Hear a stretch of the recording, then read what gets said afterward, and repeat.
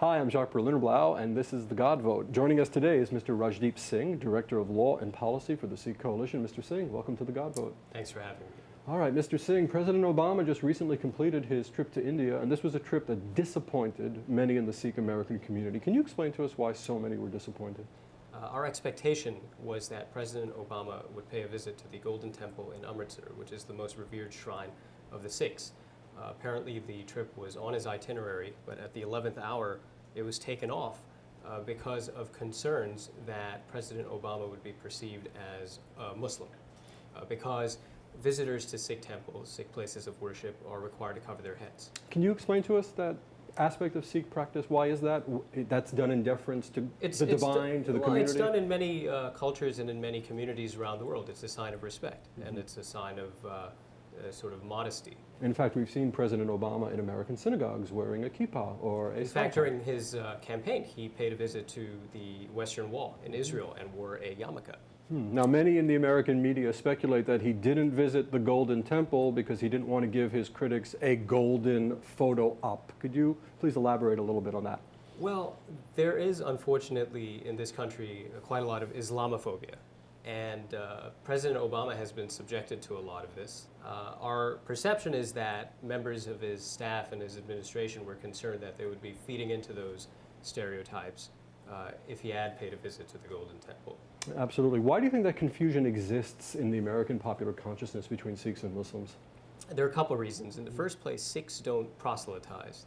We don't do a very good job advertising our religion. Secondly, people around the world, including in this country, are very visual people, and the prevailing stereotype is that if somebody wears a turban or has a beard, the assumption is often that that person is of Middle Eastern extraction. Well, the whole Golden Temple controversy will filter out of the news cycle in a couple of days, as these things often do, but substantive issues will remain vis-a-vis the Sikh American community in the United States. First Amendment issues, issues of civil rights.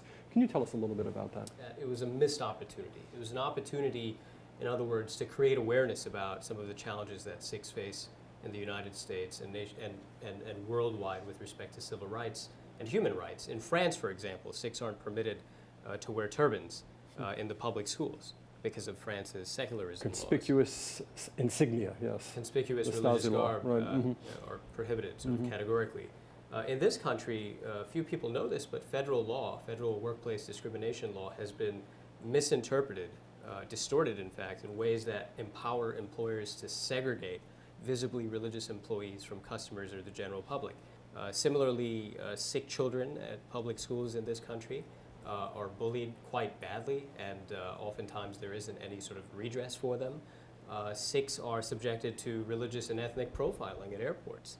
Sikhs are subjected to secondary or enhanced screening, and there hasn't been a good explanation proffered by the TSA in this regard. And so our hope was that if President Obama had visited the Golden Temple and given global sort of attention to Sikh issues, it would have given us an opportunity, an entry point for creating awareness about some of the challenges that we face.